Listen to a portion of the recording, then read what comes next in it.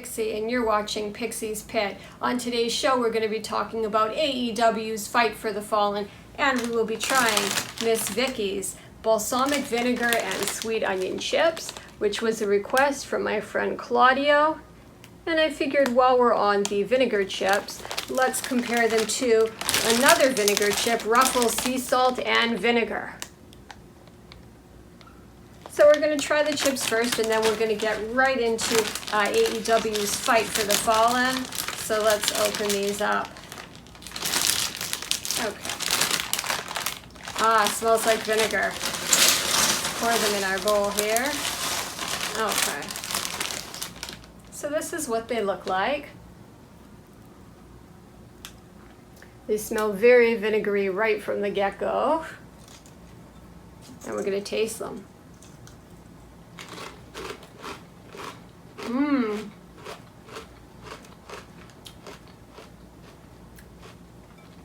I get vinegar, but I do get an oniony taste as well too, which is actually really, really nice.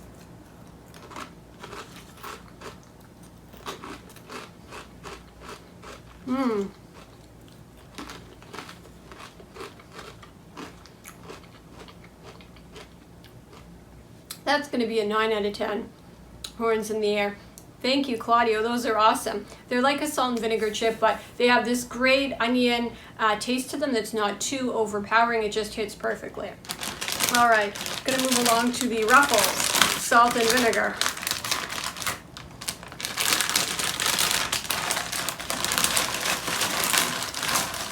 Okay. Pour some of those in our bowl. All right. So I'm going to show you the bowl with the two types of chips in it, and then I'm going to show you each chip and chip size for comparison. So I'll hold up one of each. You can see that these are much smaller. These are the Miss Vickies, and you got the Ruffles that are kind of giant there, and they have the ridges. So they're two different types of chips, kettle cooked and then just like a regular one with ridges. So let's have a taste test and see what we think.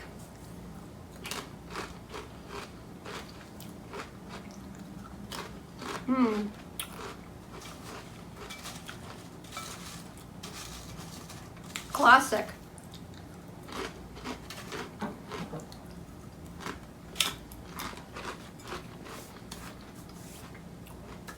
Vinegar hits hard on that. It's a much more vinegary taste than the Miss Vickies. So the Ruffles are really good in the classic one. I'm going to give them 8 out of 10 horns in the air. Definitely the Miss Vickies win this challenge. They're much better because they add the onion without being too overpowering. All right. Thank you, Claudio, so much for your suggestion. Let's get into last night's show. So AEW's Fight for the Fallen was phenomenal. It was fast-paced. It was action-packed. The show opened with the 10-man elimination tag match. Paige and the Dark Order came out in matching mauve, or is it mauve? Do you say mauve or mauve? Let me know in the comments. Face bandanas, which were pretty cool. And Kenny Omega came out with the Young Bucks and Machine Gun, Carl Anderson, and Doc Gallows. The Elite team wore Elite Squad basketball jerseys, basketball shorts, and were dribbling basketballs in unison, as well as shooting basketballs into the baskets, which was pretty cool. This opening was incredibly entertaining. I loved it.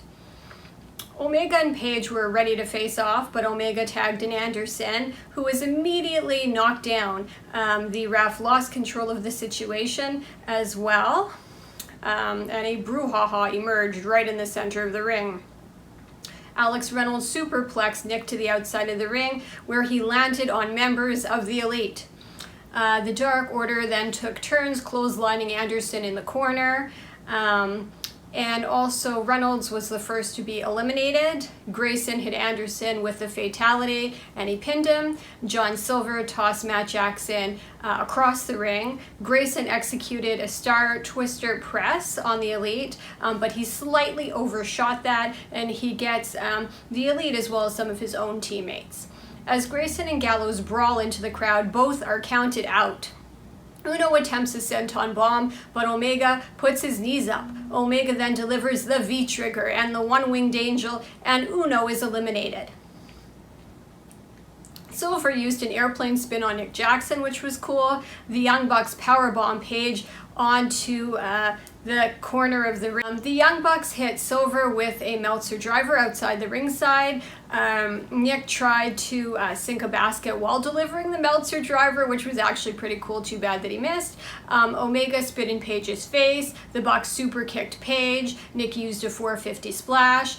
Paige clotheslined the Bucks out of the ring. Paige executed a moonsault to the outside of the ring and onto Omega and the Young Bucks. Omega tried to pin Matt Jackson after a buckshot lariat. Omega tried to hit Paige with a title belt, but Paige used the Deadeye. Unfortunately, Omega used the V-trigger and the one-winged angel for the win. All right, it was Ricky Starks' FTW Championship celebration, and Starks was played to the ring by a brass band. Starks said that Cage had no charisma and didn't chuck up on him when he broke his neck. Cage came out and destroyed a trombone and smashed a drum into the drummer's head. We see a promo where Tanahashi says that he will be challenging the winner of the NJPW US title match. Santana and Ortiz put on a valiant effort against FTR but lost. AEW announces they will be coming to Chicago. Directly after this announcement, Darby Allin is backstage with Sting. Darby cuts a promo saying that there is only one place for men to prove themselves, and that's in AEW, especially if they think that they are the best in the world. Because a Chicago date was announced and Darby Allin used the words best in the world directly after, everyone speculates that he is challenging CM Punk. Will CM Punk answer the challenge? I think so. Let me know in the comments if you think that CM Punk's going to show up in AEW and answer Darby Allin's challenge. Next up was Archer and Hikuleo for the IWGP United States Championship. Some highlights included Archer walking the top rope and flipping onto Hikuleo. Hikuleo put on a good show but was pinned after Archer delivered the blackout. Archer will face off against Hiroshi Tanahashi. Cody Rhodes was being interviewed backstage and was attacked by Malachi Black. They fought out onto the entrance ramp, and Black kneed Cody and said, "Welcome to the House of Black." Next was Private Party and Angelico, accompanied by Matt Hardy, versus Jungle Boy, Luchasaurus, and Christian, accompanied by Marco Stunt. Early on in the match, Hardy tried to interfere and was chased up the entrance ramp by Marco Stunt and Christian. It looked like Stunt wanted to take off his shoe and throw it at Hardy, but he didn't get it off in time. Angelico was drop-kicked by Jungle Boy. Private Party, in their garb that was very reminiscent of 90s Hardy Boys, attacked Jungle Boy while Aubrey was distracted. Christian had a WTF look on his face as Luchasaurus suplexed both Private Party and Angelico at the same time. On the outside of the ring, Jungle Boy used a tope con hero on Private Party. Luchasaurus chokeslammed Quinn, and then Christian executed a frog splash to get the pin on Quinn. Christian got decked with some brass knucks from the Blade.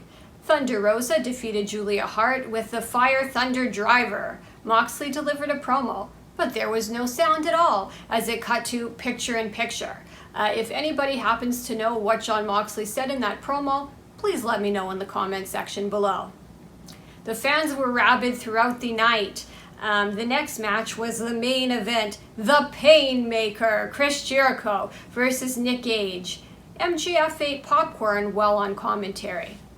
Gage caught Jericho's arm with a pizza cutter, and it began to bleed. Jericho was headbutt and suplexed by Gage, who also delivered a Falcon Arrow. Jericho used a lion tamer on Gage. Gage drove Jericho's head into the ring post. Jericho swung wildly with Floyd and missed. Gage caught him with a backbreaker. Gage pulled out the pizza cutter again and began raking it into Jericho's forehead. Jericho's forehead was bloodied. Gage used a steel chair on Jericho's head. Jericho delivered a hurricanrana to Gage, who went through a pane of glass that was set up on two chairs. Jericho's codebreaker was reversed, and he was driven into shards of broken glass. Gage broke fluorescent light tubes on Jericho's head. Gage pile drive Jericho into the broken glass and gouged at Jericho's forehead with the end of a broken fluorescent light tube. I loved it when Jericho pulled a Great Muta and spit green mist into Gage's eyes. After smashing Gage with a bundle of light tubes, Jericho delivered the Judas effect and pinned Gage. MJF delivers Jericho's next challenge. He has to fight the Juice, Juventud Guerrero, next week. Let me know in the comments if you like the Jericho match. Let me know if you were able to make out any of Jon Moxley's promo, and also if you think that CM Punk will answer Darby Allin's challenge, and if CM Punk will come to AEW. Thank you so much for watching. Please remember that if you like the content, please like the video and also subscribe, or if you know someone who is a wrestling fan, please share the video with them. Thank you for watching, and goodbye and good night.